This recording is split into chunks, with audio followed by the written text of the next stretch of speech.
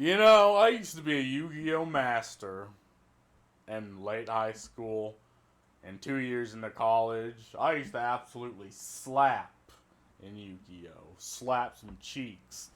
Like, brother, I had my damn synchrons, junk synchrons, where I can summon the damn Quasar Dragon that can attack twice with 4,000 attack. I had the goddamn desk bots. I can turn a fucking 500 motherfucker into a 5,000 motherfucker when he attacks or is attacked. I had my goddamn rank 10 trains with the XZ that during either player's turn I can detach a card to target a card on the field, a monster on the field. It is unaffected by spells or traps or effects for that whole turn. Motherfucker had a 4,000 defense booty, literally a wall. I had the goddamn generators, which are entire idea is they're effectively raid monsters. So during your turn you do dick all, but then during the opponent's turn you fill the field with level 9 monsters and tokens. Like one can negate summons, one can banish, and this is during either player's turn, right? I had the goddamn rank 2 spam, which can summon a rank 1 that gets 11,000 attack and can fucking slap in one turn. I had the goddamn evokers, or I think they're called Ilons, which could summon a bunch of beaters, or at least negate, a lot of negate. I had the goddamn Dark Law, which you had the goddamn Dark Law on the field, which banishes everything that leaves the field. That fucked over pendulums immediately, and the goddamn Trick Toad. My point is, Yu-Gi-Oh was a fun fucking game, even after when pendulums came out, which fucked shit over for a little bit. But then the goddamn Monarchs came out and shat on anything that summoned from the extra deck for a little bit, right? And again, the thing about Yu-Gi-Oh is I have no love for Konami. I don't think anybody does. Nowadays, they really only care for pachinko machines. But back then, they would strike down like Yu-Gi-Oh content creators, right? And very few people know this about Yu-Gi-Oh, right? Or at least people who don't play the game. Each archetype, so like the Buster Bladers, the Dark Magicians, the Shaddolls, the Light Swarms, the Element. Each one of these archetypes have lore attached to them. Some of them is grandiose, like the Shaddolls and the Klee forts and the goddamn other ones. I can't remember the names. It's been a while. Some of them are just tiny and contained, like the Buster Blader and his pet dragon that became a big old motherfucker, and he had to slay him, right? And I feel like this would have been a better way to sell Yu-Gi-Oh! Rather than a bunch of goofy dudes playing a card game. Like, don't get me wrong, Arc 5 was fine, but anything past 5Ds was just people fell off the show. Again, the point was to sell the card game, and I believe it did that well, at least up until that point. But again, because each archetype has lore attached to it, there's this there's a thing called the dual terminal lore, which went over the lore of the Shaddolls and of uh the what the fuck were they called? Like, I think they were like the magicians? No, kinda something like that. But it actually had like its own little self-contained world with the archetypes in them, right? It went over the worms. It went over the invokers, right? And I feel like that was just a better way to sell the game. But unfortunately, Konami would strike down YouTube videos that showed these things. And it was just so trash. Like, Yu-Gi-Oh! Is in this odd predicament. I think it's in the same predicament of, like, Dungeons and Dragons and Magic, where everyone universally hates the company above it, but they love the hobby, right? Because again, the thing about Yu-Gi-Oh! Is it gets people out their fucking house to talk to other people who just enjoy that exact same hobby and to build communities around that. And it's the same thing with D&D, and it's the same thing with Magic, right? It's the same thing with Total War Warhammer, right? It gets people out their fucking house to talk to other people who share the same interests. And this is a good thing. I think that's objectively a good thing. And it's unfortunate, right? Even though I have no love for Konami, I still love Yu-Gi-Oh! And again, the card art alone is amazing, right? You can just build entire decks based off the card art. And there's archetypes like the Cosmos, which is pretty much Star Wars, but in card form. There's the Kaijus, which is, well, obviously the Kaijus from Godzilla. I think there's one more, but I can't think of it. But again, my point is the archetypes better sell the game than just some goofy child playing the card game. But what I'm gonna get into this video finally, after my whole rant, is there's a new art, like Chronicles, and the new animation that came out, which I think is fucking cool. So let's get to watching this.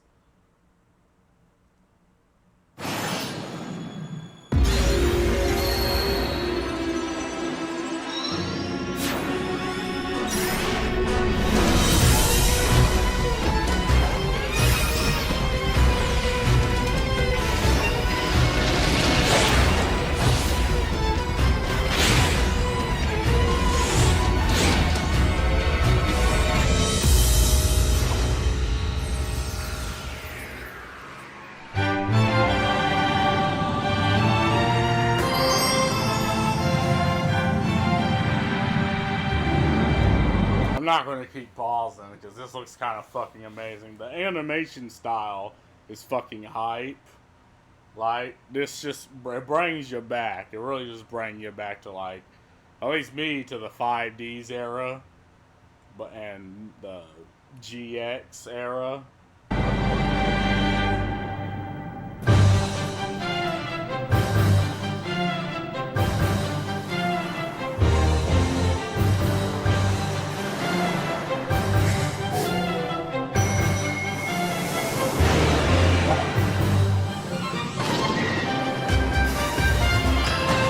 Yeah, I can't remember the fucking name of them. I'm gonna stop pausing. I can't remember the fuck. I think they're like the Spirit, something familiar, whatever the fuck.